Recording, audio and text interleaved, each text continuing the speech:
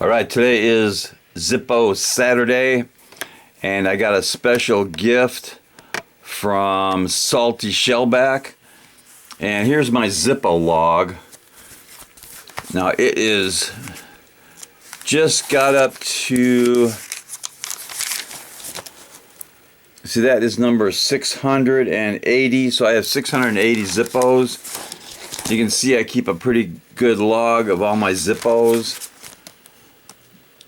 When and what it is.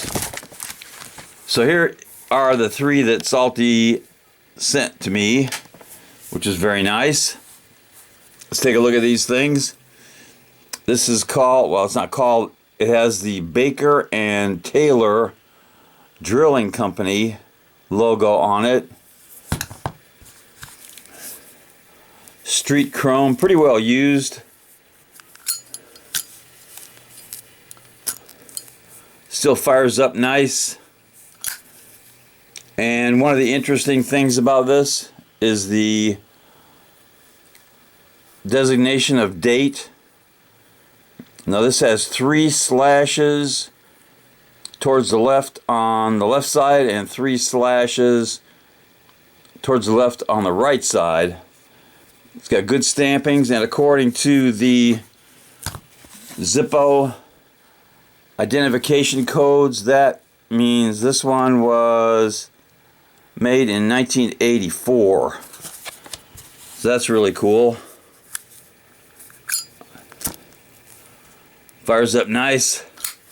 That's a good Zippo. Now the second one is a really nice one. It's the Lucky Strike. This is actually a really collectible in a high polished chrome. Kind of scratched up a little bit.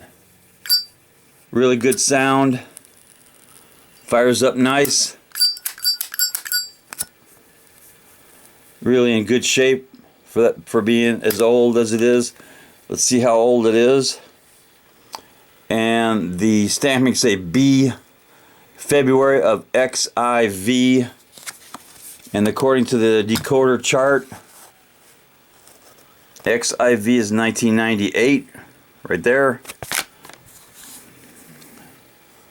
So that is a really good one. Lucky Strike.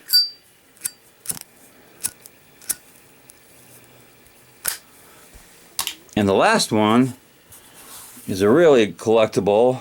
That is the Marlboro Horse Guy brass. Those are 2 plates, either glued or electroplated on there. It's got some wear.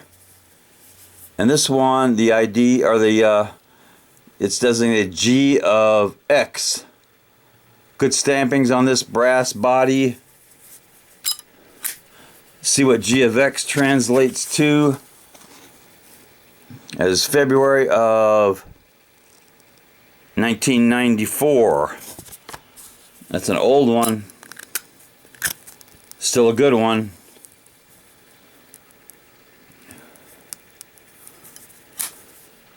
I'm going to have to do a drop test on one of these. I think I'll use this one.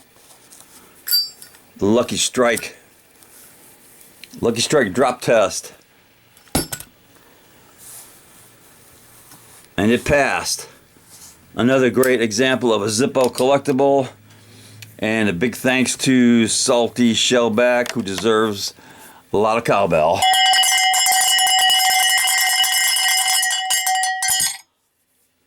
Knuckle bomb.